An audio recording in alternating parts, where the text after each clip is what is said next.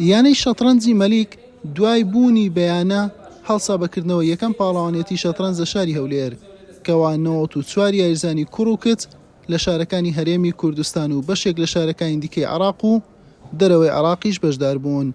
لە نێویاندا چەند پاڵەوانێکی عێراق هەبوون.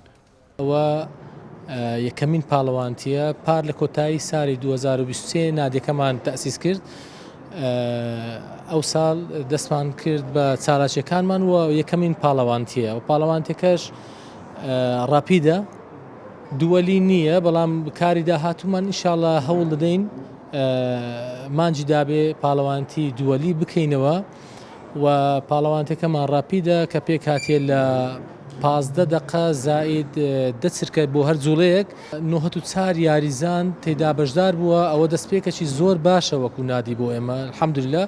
یاریزانان لە سەرتاسەری عێراق هاتوون، پاڵەوانی عێراق تێدا بەشدارە و یەک دوو یاریزانی دەرەوەی وڵاتی عێراقیش تێدا بەشدارن.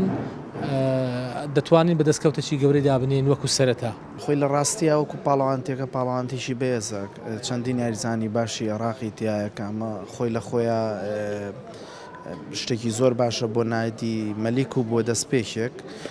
ئەوە هەروەرە شێوازی پاڵەوانێتیەکە بۆکو ئەوەی کە سەرەتان ئەوان نادیەکەکەن پاڵەوانێکی زۆر باشە و ڕێخستنەکەشی زۆر باشە، دەستخۆشێکی زۆریان لێەکەم.